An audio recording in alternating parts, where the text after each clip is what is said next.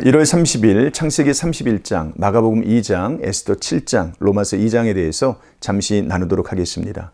창세기 31장은 야곱이 가나안을 향해 떠나는 장면이죠. 돈 욕심이 가득했던 라반과 그의 아들들은 야곱이 받은 축복을 질투합니다.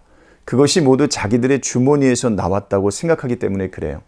야곱은 떠나기로 결정합니다. 마침 하나님의 사자가 꿈속에 나타나서 이 결정을 지지해 주죠. 20년을 라반에게 속아온 야곱이 라반을 속여 그의 집을 떠납니다.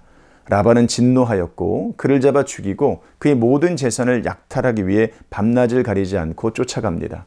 이번에도 하나님께서 야곱을 살려주세요. 라반의 꿈에 나타나신 하나님은 야곱을 건드리지 말 것을 명령하십니다. 하나님의 돌보심으로 라반과 야곱은 화해를 합니다. 가족끼리 속고 속이는 중에 하나님은 홀로 신실하심을 뽐내고 계시죠. 인간은 악하지만 하나님은 선하십니다. 인간은 분열을 조장하지만 하나님은 화목해 하십니다. 에스더 7장에서 하만은 죽임을 당합니다. 모르드게를 매달려고 했던 나무에 본인이 매달려 죽죠. 에스더는 잔치를 베풀고 왕과 하만을 초청합니다. 그리고 왕에게 자신과 민족의 생명을 구해달라고 간청합니다. 이미 에스더에게 마음이 녹아있던 아하수에로 왕은 그런 일을 획책하는 자가 누구인지를 물었고 에스더는 하만이라고 답합니다.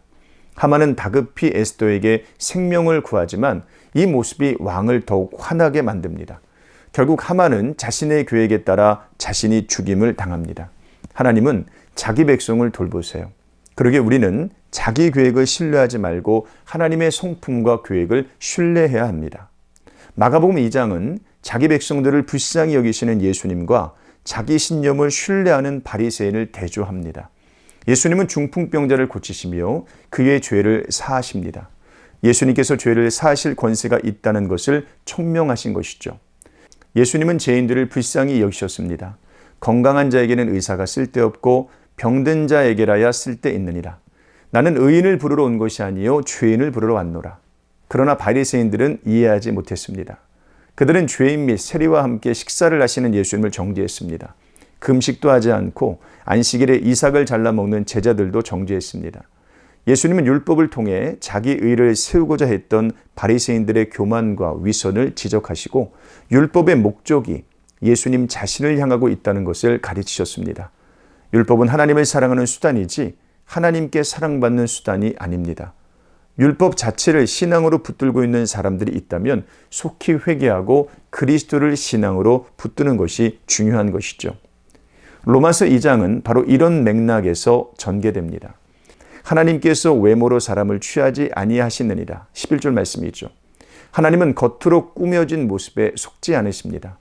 한 사람의 중심 속에 과연 하나님이 있는지를 평가하십니다.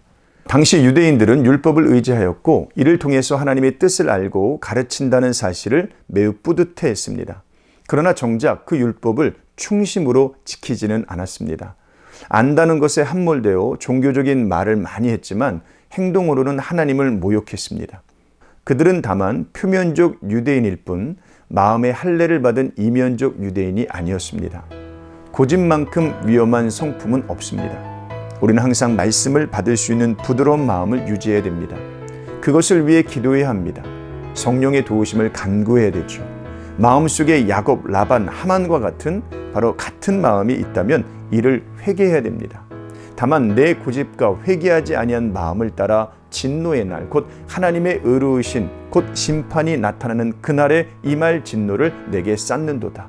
5절 말씀이죠. 오늘 하루의 삶도 이 말씀 앞에 부복하는 신실한 삶을 사시기를 주님의 이름으로 축복합니다. 고맙습니다.